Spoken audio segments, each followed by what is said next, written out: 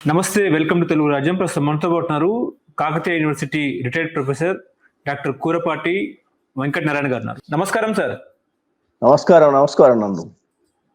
ముఖ్యంగా నేపాల్ విధ్వంసానికి గల కారణాలు ఏంటి, అక్కడ ఎందుకు జెన్జెడ్ నిరసనకారులు సోషల్ మీడియాపై బ్యాన్లు విధించడంతో అక్కడ నిరసన వ్యక్తం చేస్తున్న నేపథ్యంలో ఈ నిరసన అనేది కేవలం ప్రభుత్వం మీదనా లేకపోతే అక్కడున్న రాజకీయ నాయకుల మీదనా అనేది చర్చ. అదేవిధంగా నేపాల్లో ఉన్న రాజ్యాంగాన్ని మార్చాలి, అదేవిధంగా రాజకీయ నాయకుల సంపదని కూడా జాతీయం చేయాలని చెప్పేసి కూడా అక్కడ డిమాండ్లు వినిపిస్తున్న తరుణంలో నేపాల్ విధ్వంసాన్ని ఎట్లా చూస్తారు సార్? ఇప్పుడు ఈ మధ్యలో మనం గత 4-3 సంవత్సరాల నుంచి మన భారతదేశానికి చుట్టుప్రక్కల ఉన్నటువంటి కొన్ని దేశాల్లో ఇలాంటి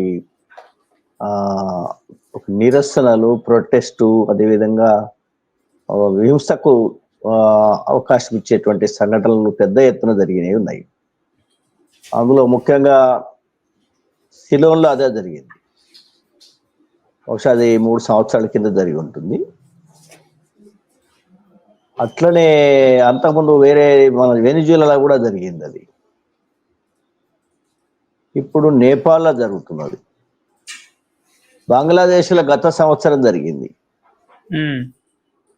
తర్వాత మన స్పొరాడిక్గా కూడా కొన్ని ప్రాంతాలలో జరుగుతుంది. మనం చూస్తున్న మణిపూర్లో జరుగుతున్నది. ఇంకా సరే నక్సల్బారీ మూమెంట్ కూడా కొంత ఇది దండకారణ్య ప్రాంతంలో జరుగుతున్నది. వీటన్నిటిని అణిచివేస్తున్నారు.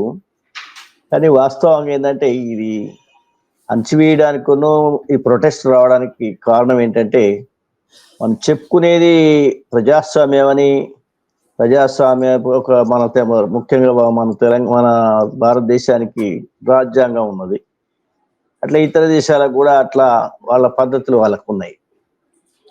కానీ రాజ్యాంగం ఒక పక్కన ఉంటే పాలకుల విధానాలు అనేటి పూర్వం ఎట్లయితే రాచరికంలో దోపిడీ చేస్తూ బానిసలం చేస్తూ రాజ్యం నడిపిన విధంగానే పరోక్షంగా ఇవాళ ఈ ప్రజాప్రభుత్వాలని చెప్పబడేటి కూడా అట్లనే ప్రజల మీద దోపిడీ చేసుకోవడం, పాలకులు తిలాపాపం తలా పిడికెడలాగా పంచుకోవడం అనేది చూస్తున్నారు.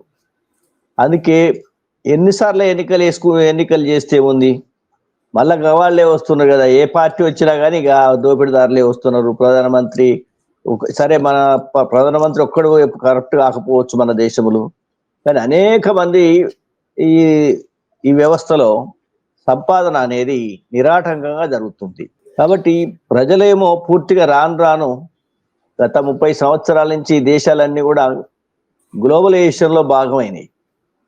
అంటే ఓపెన్ ఎకానమీ అంటే ఈ దేశం యొక్క ఆర్థిక వ్యవస్థ దాని ఆర్థిక వ్యవస్థను కలిపి ఇంపోర్టు ఎక్స్పోర్ట్స్ అన్ని రకాల వ్యాపారాలు రెండింటి మధ్యన నిరాటంగా జరగవచ్చు.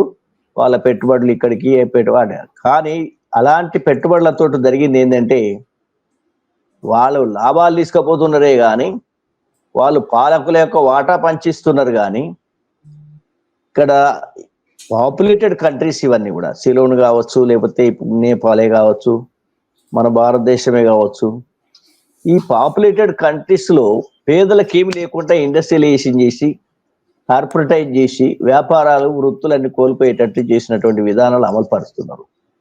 మరో ప్రక్కనేమో నాయకులకు అన్లిమిటెడ్గా నిరాటంకంగా నియమం లేకుండా నిబద్ధత లేకుండా అంతులేని సంపద అనేది వాళ్ళకు లక్ష్యం అయిపోయింది.